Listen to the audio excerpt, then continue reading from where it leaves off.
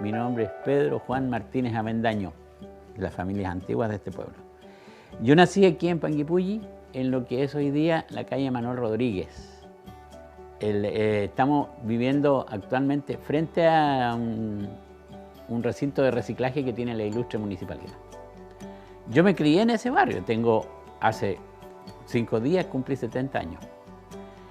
Y me crié ahí. Mi padre era oriundo de Victoria, vino buscando un futuro mejor de por allá, más o menos en 1939, 38, 39. No sé la fecha exacta. Y él se dedicaba a operar maquinaria agrícola, esencialmente máquinas trilladoras, por ejemplo, para trillar trigo, avena. Y también sabía del trabajo de elaboración de maderas. De hecho, fue la primera barraca que existió en Panguipulli, la hizo mi padre.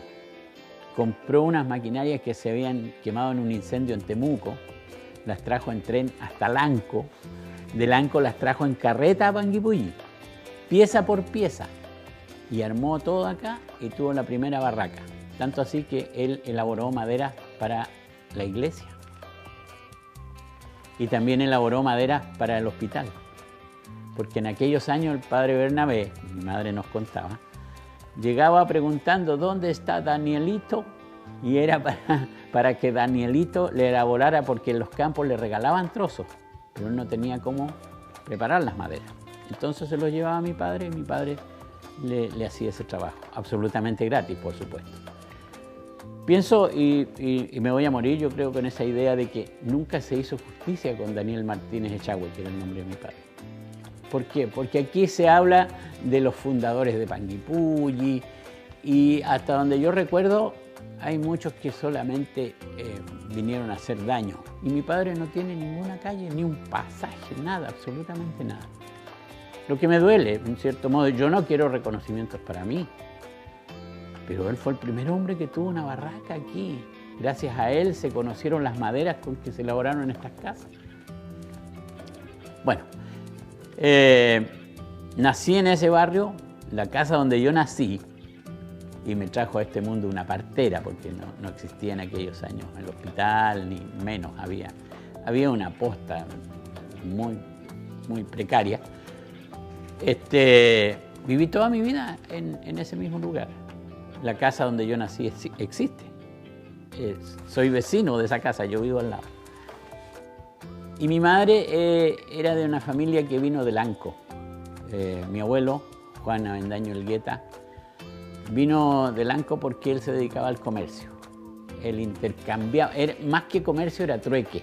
Él intercambiaba cosas, por ejemplo, harina, azúcar, grasa, fideos, arroz, todas esas cosas, por animales. Faenaba a los animales, vendía la carne. Y esa era, entre comillas, la forma de vivir de la gente. Existía muy poco dinero para adquirir cuestiones. Entonces, de esa manera se solventaban. Y en esos años, cuando llegó mi abuelo a Panguipulli, Juan Avendaño, llegó a vivir a una casita que estaba donde está hoy día Dideco. Ahí estaba la casa de mi abuelo, que entre comillas era la única que había. Después había una subiendo hacia el cementerio, aquí más o menos frente a Colpin. Y después había una casa allá arriba en el cerro, aquí, el camino a Chauquén. Eso era todo Panguipulli. Y el Hotel Panguipulli, que era frente a lo que hoy día es donde estuvo el estudio de televisión que tuvo don René Aravena. En ese lugar está el Hotel Panguipulli. Mi padre originalmente llegó a vivir a lo que era la sede del Club Deportivo Panguipulli. Ahí se instaló.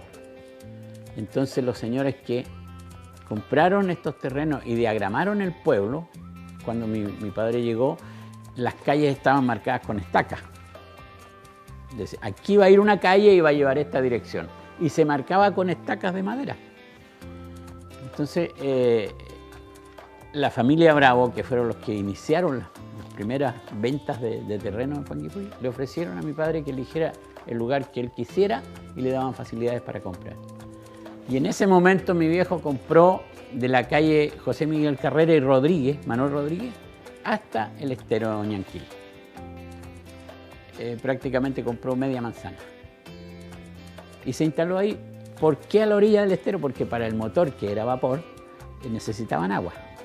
Y la misma barraca producía leña para hacer el fuego y producir el movimiento de la máquina. Y de ahí que él llegó, más o menos en el año 40 ya estaba instalado ahí. Y después de eso ya conoció a mi madre, se casaron y formaron familia en ese lugar. Esa barraca se quemó 2 veces. Se quemó una vez, la levantaron y 4 años después volvió a incendiarse, se quemó y ya no se pudo hacer nada más. Desapareció. Y bueno, de esa familia éramos 3 hermanos, ya quedamos solamente 2. Mi hermano mayor, que en paz descanse, que se llamaba Ramón, que le gustaba mucho escribir. Escribía muy lindos poemas, de hecho participó en la edición de un libro de poetas de Panguipulli. Hay más o menos 8 o 10 personas que facilitaron algunos de sus trabajos para que el libro se hiciera, se editara. Y está el librito. Es una cosa muy pequeña, pero está. Después una hermana que vive al lado de mi casa. ¿Y quién les habla? Ellos estudiaron sus primeros años en la escuela fiscal número 59, que estaba donde está hoy día Repuestos Oliva. Y ahí yo llegué a primer año y mi primera maestra fue la señora María Vargas de Maldía, más conocida como la señora Maruja. Ella fue mi maestra de primero a tercero básico. En cuarto año tuve otro profesor, que lamentablemente no recuerdo el nombre en este momento, y por ahí tuve un inconveniente con un profesor. En esos años lo golpeaban a uno en el colegio. Y por un error de él, porque estábamos formados en el patio de la escuela, que era donde está hoy día una casa de repuestos, de una señora María, se llama la señora, no le sé el apellido. Y estábamos formados para entrar a clase y unos compañeros míos estaban haciendo desorden y el profesor no vio bien y pensó que era yo y me dio un golpe. No voy a entrar en detalles porque no es agradable. Conclusión, yo no quise ir más al colegio y ya estaba empezando el cuarto año. Bueno, mi madre me obligó, estuve más o menos hasta mitad de año y después ya no quise nada más y me trajeron a la escuela de los curas, que llamábamos todo, que era la escuela misional, que estaba aquí prácticamente en esta misma dirección donde estamos en este momento, detrás de la iglesia, yendo en el camino por Padre Sigifredo hacia el estadio. Estaba un poquito más arriba en la escuela esa. En ese colegio yo hice el cuarto y quinto básico y después para el sexto volví a la escuela fiscal, que ya estaba instalada donde está actualmente la escuela María Alvarado Garay. De ahí pasé al Liceo Padre Sigifredo.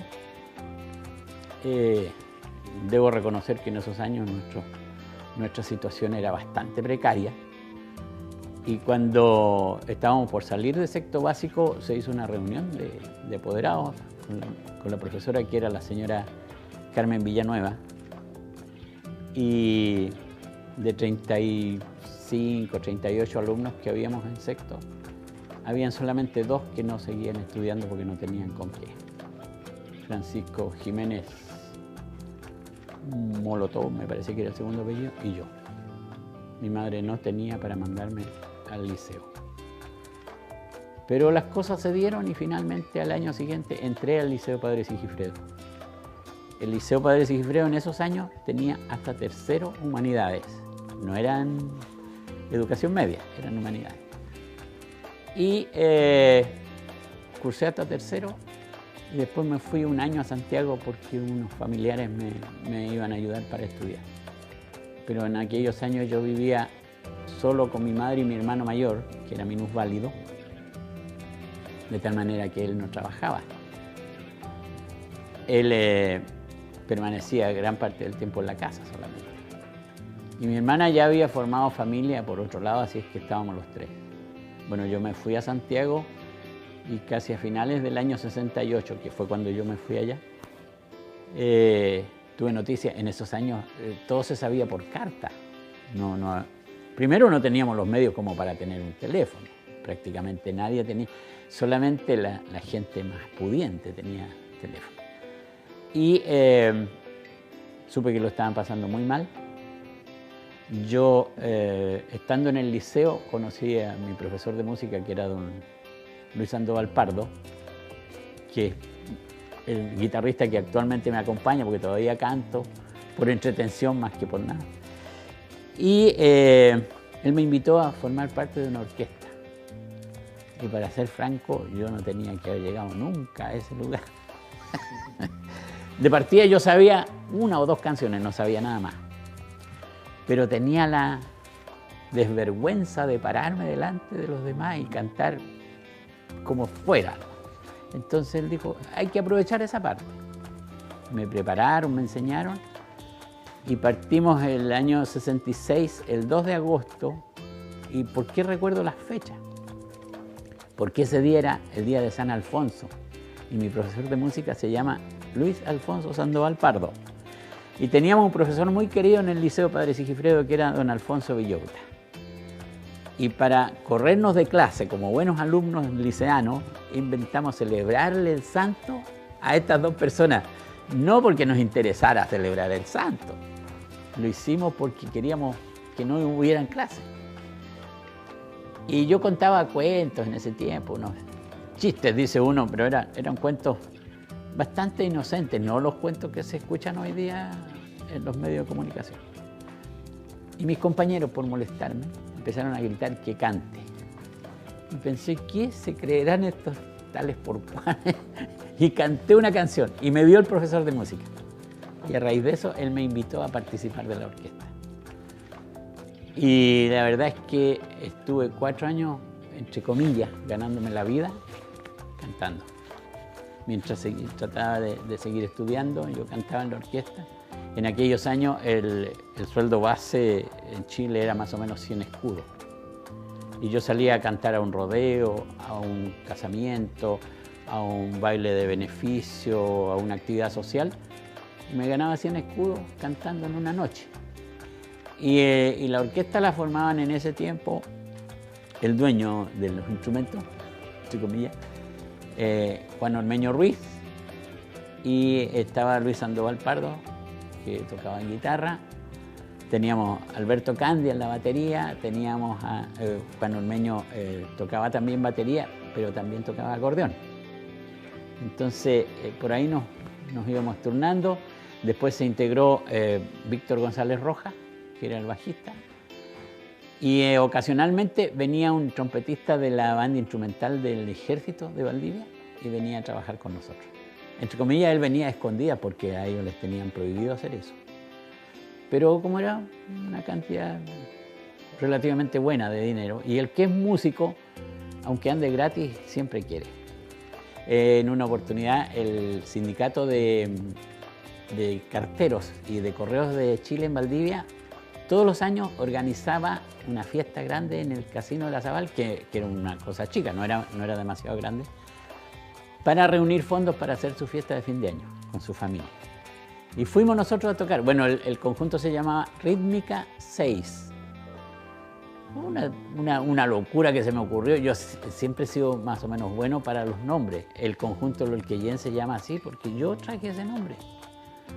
Y también hay una historia, detrás de cada una de esas cosas hay una historia simpática. El cuento es que fuimos a tocar y en aquellos años en Valdivia la orquesta más famosa de la región era la Johnny May. Entonces ellos tocaban en el segundo piso, que era como donde llevaban la gente más top de Valdivia, y nosotros en el primer piso con el pueblo, con la gente más sencilla, así como nosotros. El primer día se hizo así y el segundo día nos cambiaron. Dijeron, no, la orquesta de Panguipulli viene al segundo piso y la Johnny May se baja. La orquesta empezó a tocar y canté a dúo con Pedro Mesone en esa oportunidad, con un solo micrófono, porque no teníamos nada más. Y fue una anécdota que se me quedó muy grabada y hace un año atrás vino a Panguipulli. Lo fui a saludar. Obviamente a él lo habrán saludado miles de personas.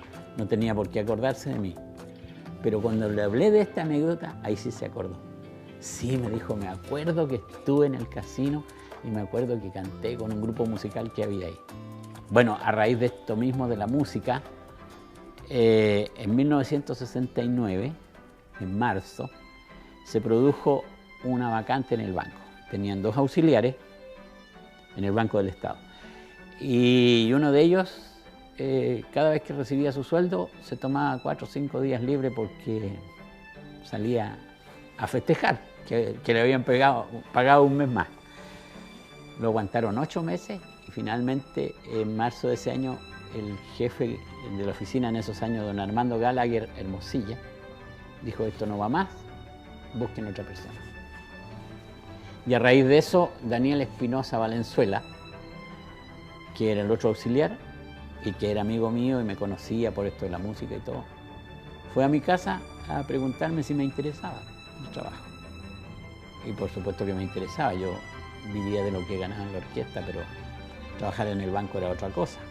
Aunque fuera de barrendero, como alguien quiso una vez ofenderme, nunca lograron eso.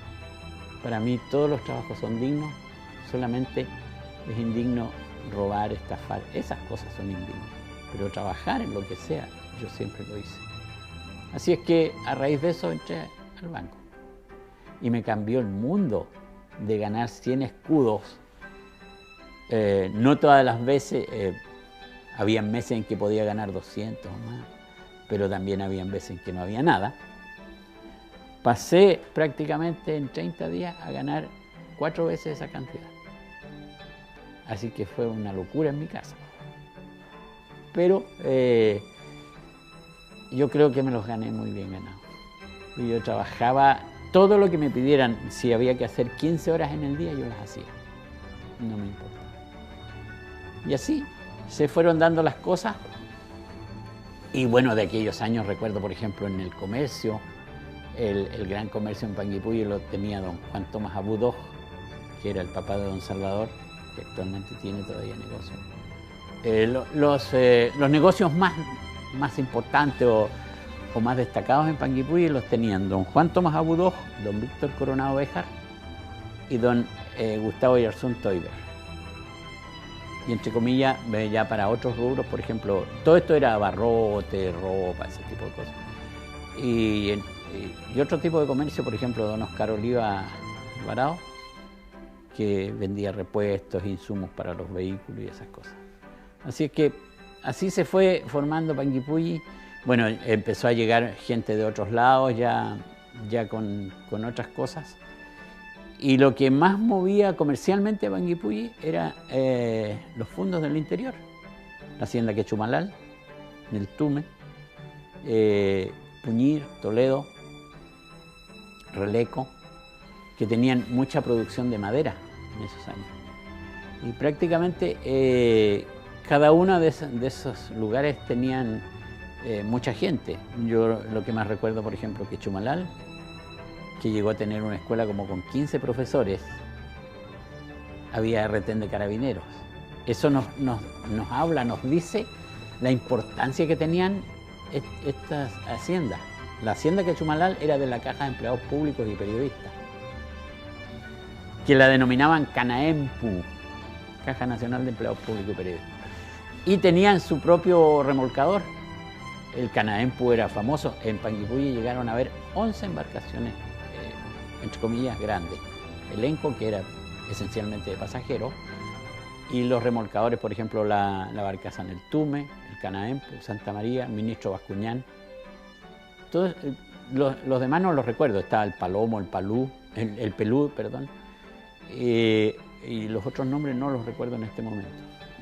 Pero el movimiento del lago era muy grande en esos años. Y salieron millones de pulgadas de madera al exterior a través del lago, que llegaban hasta el puerto. Bueno, más o menos el año 55, 56 se empezó a construir el ferrocarril que nos iba a unir a la línea central del Lanco. Entonces la madera llegaba a través del lago al puerto y del puerto se trasladaba a los vagones del ferrocarril con camiones chicos. Y de ahí salía a la línea central y de ahí al mundo entero, porque se vendía mucha madera a Europa, qué sé yo.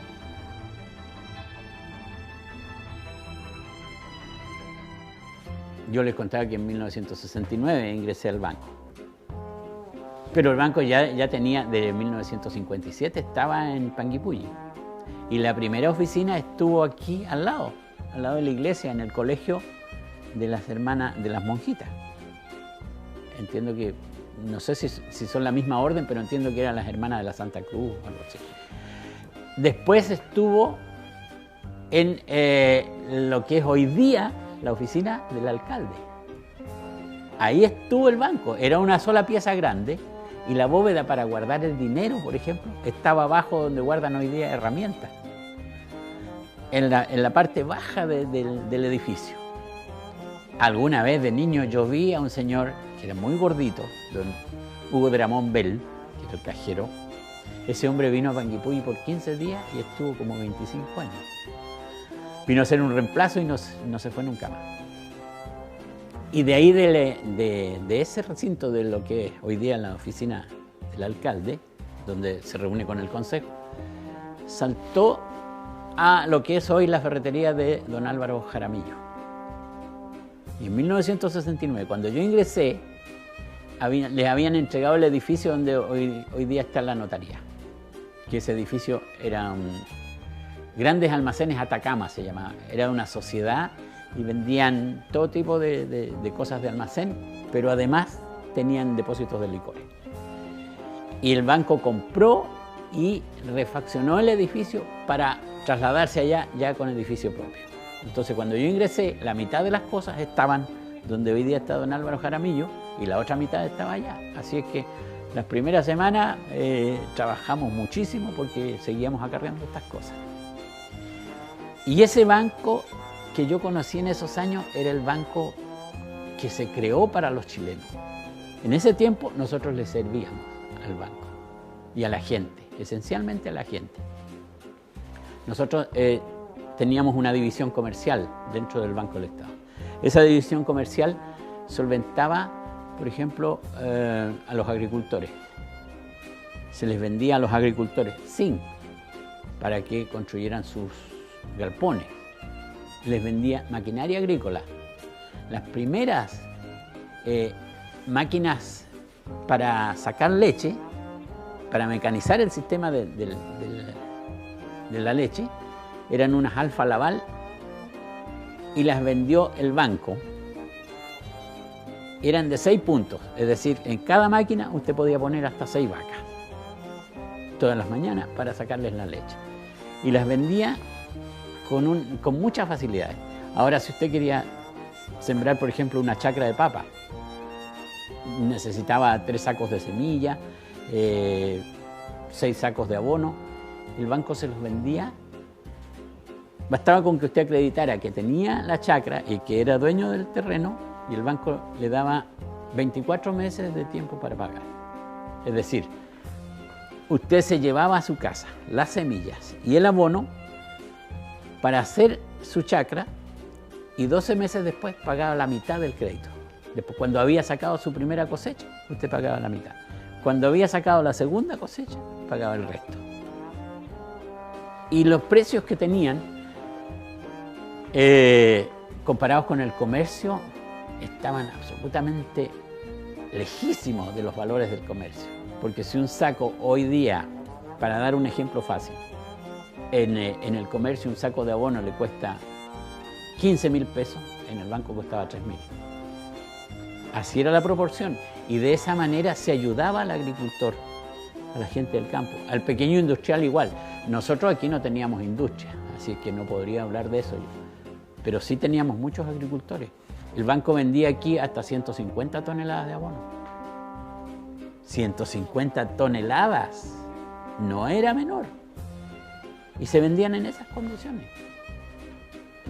Así es que ese banco era el que realmente le servía a los ciudadanos de Chile. Hoy día no, hoy día todo es interés, todo quieren. Y bueno, en la división comercial era tan buena que finalmente en el tiempo de la dictadura se eliminó y se pasó a manos de particulares. Lamentablemente es así, hay que decirlo por su nombre y no dar vueltas por otro lado. Fíjese que yo recuerdo siempre, en una oportunidad se hizo una promoción de máquinas de coser para los centros de madre. La oficina de Panguipulli en ese tiempo vendió, no recuerdo las cantidades exactas, pero alrededor de 200 máquinas de coser para las dueñas de casa. Se les daba un talonario con como cupones y venían las señoras religiosamente todos los meses a pagar su cuota mensual. No hubo ni una sola que quedara debiendo plata de la venta de las máquinas. Todas compraron y pagaron sus máquinas. ¿Con facilidades? Sí. Pero nadie se llevó una cuota de regalo ni nada. Así actuaba el banco y así nos sentíamos nosotros felices. Era un banco muy diferente. Las calles también estaban muy malas. El lago en aquellos años inundaba toda la parte baja del pueblo. El lago en los inviernos crudos llegaba hasta la Petrobras. Por ese lado, por el lado de donde vivo actualmente, que es Manuel Rodríguez, desde Carrera hacia Roble Guacho, yo recuerdo de niño, 4 años, 5 años, haber estado mirando un año en que el lago subió muchísimo, cómo golpeaba la ola contra la casa de mi madre. O sea, frente a lo que es hoy día el reciclaje. Hasta ahí llegaba el lago. Hay mucho que decir y está muy, muy distinto Panguipulli a lo que era en esos años. Alguna vez siendo alumno de la escuela misional, tuve la oportunidad de subir a una de las torres del frente de la iglesia y de ahí se veía, lógicamente, las calles estaban muy, muy deterioradas, ninguna tenía pavimento de partida. Todo era ripio, no habían soleras. Las veredas se empezaron a pavimentar más o menos el año 66, 68, por ahí recién. Antes de eso eran veredas de tierra, de ripio, incluso ignorantemente en algunos lugares pusieron greda, porque la greda como que se solidificaba más rápido. Error, porque en invierno eran verdaderas canchas de esquí las veredas, porque la greda era muy resbalosa con agua y más de alguien tuvo que sufrir las consecuencias de eso. Pero así se fue formando de poquito y de paso viendo cómo iban creciendo otros lugares, por ejemplo en el Tume. En el Tume en su momento cumbre llegó a tener más o menos 5.000 trabajadores. En el Tume existió o se formó la primera industria de terciados en Sudamérica. Y eso la gente no lo sabe. No. Imagínense, primera industria de maderas terciadas en Sudamérica. O sea, no había ningún otro país que la tuviera. Datos de Elenco, por ejemplo, uno no los maneja todos, pero algunos. Por ejemplo, cuando Elenco todavía navegaba con pasajeros, en los últimos años, existían solamente 2 embarcaciones de esas características en el mundo. 2. Una en Sudáfrica, que era un barco que se movía con una caldera a vapor, y el otro era Elenco de Panguipulli en Chile. No habían más de esas características. Le servía a tanta gente y le sirvió a generaciones en las condiciones en que estaba. Y tenía cosas pintorescas, muy pintorescas. Por ejemplo, tenía un bar. La gente, ¿pero dónde van a tener un bar en una embarcación tan chica? Sí lo tenía, en la cala, abajo. Había que bajar por una escalita. Y dentro del bar, bueno, cabía la señora que atendía, que era la señora Margarita Olmos, si mi memoria no me engaña, y 2 o 3 parroquianos. No podían, mientras no salieran esos, nadie podía entrar porque no cabían, no había más espacio. Pero el barco le servía a todo el mundo. Yo viajé en alguna oportunidad y atracaba en cualquier roquerío en las riberas del lago, porque había gente que llevaba una cocina económica, que le dice uno que son las cocinas a leña, y tenía que bajar su cocinita. Bueno, obviamente lo iba a hacer lo más cerca posible de su casa. Entonces el barco se las ingeniaba para atracar ahí y darle las facilidades a la gente que bajara su cocina y después ya pudiera tenerla en su casa. Eso tiene un valor increíble. La gente no sabe. Creen que todo fue, no así por carretera y que esté pavimentada porque yo no quiero golpear el vehículo. No, no fue así. No fue así. Mucha gente caminaba en esos años porque no había otra forma de ir de un lugar a otro, solamente caminando. Hoy hay fiestas prácticamente todos los fines de semana. En esos años no. Las fiestas eran connotadas, pero por lo escasas. No porque fueran mejores o peores, no. Porque se celebraba, obviamente, las fiestas patrias en septiembre, las fiestas de fin de año, los matrimonios. Pero no se casaba gente todas las semanas. De repente, cada 2 o 3 meses había un matrimonio. Entonces, lógicamente, eso se echa de menos el espíritu que tenía la fiesta.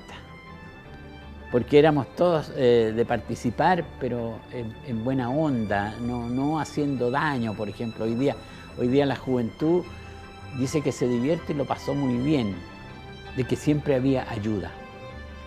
Siempre la gente se motivaba y decía, esto lo vamos a hacer entre todos. Sin ir más lejos, el gimnasio municipal empezó a funcionar teniendo solamente el piso y el techo. No tenía paredes. Y el piso era cemento bruto. De tal manera que mientras más se usaba, más tierra se levantaba, porque era cemento hecho así prácticamente a pala, no con maquinaria, ni que fuera hormigón que compraran a industrias, no. Se hacía en el lugar y calculando a ojo las mezclas. Entonces, cada cierto tiempo había que reparar un poco porque empezaba a irse en los zapatos de la gente, se empezaba a ir el concreto. Y después se forró el gimnasio municipal con coligües. Y ahí se desarrollaban las grandes fiestas. ¿Qué echo de menos? Echo de menos la participación en las actividades de la primavera. Aquí se hacía la Semana de las Rosas en verano. Y era la Semana de las Rosas. Yo fui socio activo los primeros años y después socio pasivo de la primera compañía de bomberos. Y la primera compañía, mire qué curioso, producía prácticamente la semana completa. Es decir, oye, tenemos que hacer esta actividad ya. Se ponían en contacto con todo el mundo. ¿Van a participar ustedes? Sí, por ejemplo, las poblaciones participaban con carros alegóricos. Recuerdo, y con mucho cariño, que de los mejores carros alegóricos que yo vi durante esos años, que yo hice la locución desde el año 2 al año 12. Estuve 11 años haciendo locución de lunes a sábado, de las 9 de la noche. Yo salía del banco, me preparaba y venía a hacer locución de las 9 de la noche hasta las 12 y a veces hasta la 1 de la mañana. Y la participación de la gente era una locura, lo pasábamos muy bien y era muy sano además. Los comandos de las diferentes candidaturas a reina, por ejemplo, participaban las poblaciones, la que recién mencioné, la Ernesto Pinto, la Manuel Rodríguez, la Lolquellén alguna vez, los clubes deportivos, y pasaban cosas muy anecdóticas además en esas circunstancias. En alguna oportunidad a los comandos se les pidió que el que llegara primero con 2 chanchitos chicos, lechones, se adjudicaba tantos puntos, el segundo tantos y así. Y era una locura porque llegaban todos corriendo con un chancho en brazos. Cosas de ese tipo. Alguna vez también pidieron la mayor cantidad de sábanas. Y el hospital prestó sábanas y también perdieron algunas. Y esa actividad nos hermanaba mucho más porque a pesar de que competíamos unos contra otros, yo me incluyo, pero en realidad yo no competía porque yo hacía solo la locución, animación, entre comillas. Pero se ayudaba a toda la gente y eso lo echo de menos. Y de ahí, en marzo de 1972, integré el conjunto que en ese tiempo no tenía ni siquiera nombre, hasta que lo bautizamos en agosto de ese mismo año 72. El primer presidente del conjunto fue don Manuel Núñez Toro, que después fue director departamental de educación, y vive actualmente en la calle Portales.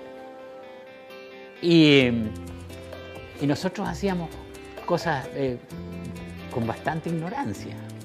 De hecho, nosotros mezclábamos cosas de folclore del altiplano, del norte, con cosas chilotas, sin saber que lo estábamos haciendo mal. Pero lo hacíamos, y eso es lo que prevalece. Hoy día el conjunto tiene 48 años de existencia. Y le ha servido mucho a Panguipulli y a la gente de Panguipulli. Mirando las fotografías que yo logré guardar y las que tenía mi hermano mayor, que también fue integrante del conjunto, alguna vez contamos más de 400 integrantes en el Lolquellén.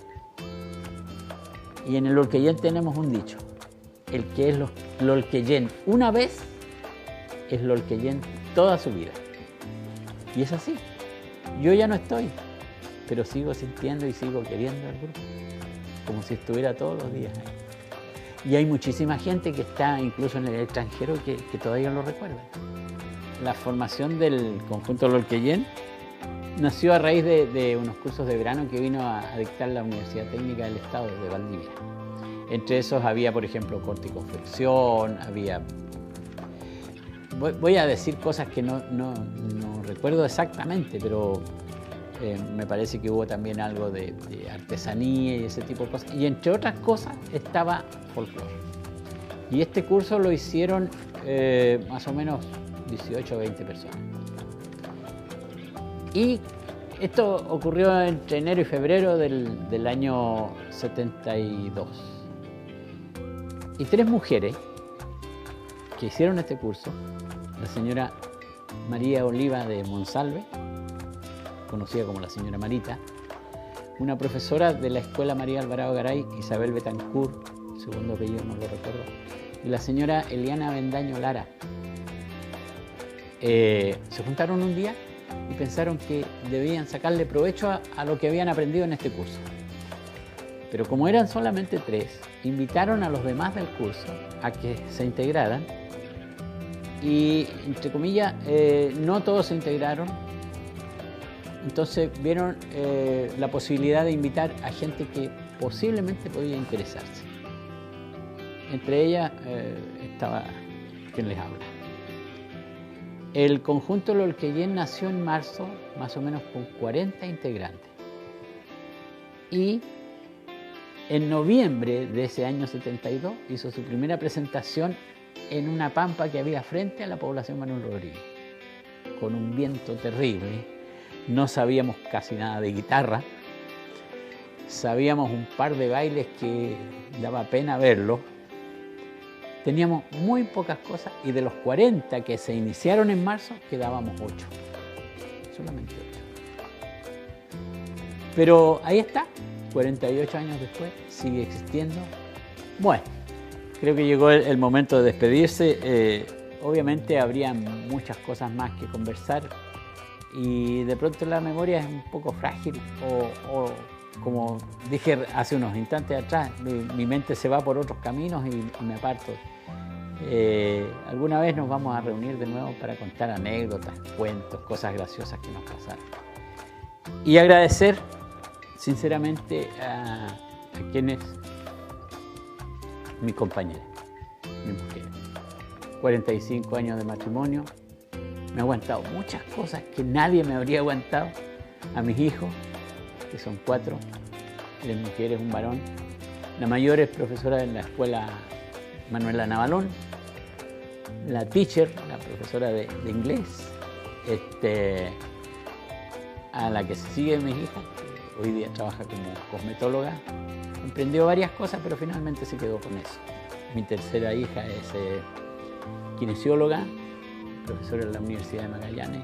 ¿Y por qué doy todos los nombres y digo esto? Porque estoy muy orgulloso de ella, de los 4. Y a mi hijo varón, que es Roberto, ¿puedo hacer publicidad? Del restaurante 480. Cuando me dijo que no quería estudiar, me enojé mucho con él. Después me dijo que quería estudiar gastronomía. No entendía por dónde había llegado a eso, pero hoy día estoy muy orgulloso de él. Yo sé que hace un buen trabajo, que ha sido un trabajo señero, un Panguipulli hace cosas distintas. Bueno, hasta ahí la publicidad. Agradecerles a todos ellos, porque de alguna manera han sido mi motor también. Tengo varios nietos, como tengo temor de olvidarme de alguno, pero tenía 7 nietos varones y 2 damitas. Ahora son 3. Así es que en algún momento tenía como para formar un equipo de futbolito. Y estoy orgulloso de todos ellos, porque siendo gente que tuvimos que ganarnos el pancito día a día, de todas maneras se hicieron profesionales y eso yo se los agradezco más que nadie. Ellos siempre me dicen, papá, nosotros te agradecemos a ti. No hay nada más grande para un viejo como yo sentir el orgullo de que hice bien con mis hijos, que entregué a este país que quiero tanto personas de bien y que entendieron el mensaje, porque hay muchos papás que también se esfuerzan muchísimo y no lo logran, que los hijos entiendan que uno siempre está por lo mejor para ellos, no lo peor. Así es que gracias por esta oportunidad, gracias una vez más, estoy a su disposición cuando ustedes así lo estimen conveniente. Muchas gracias.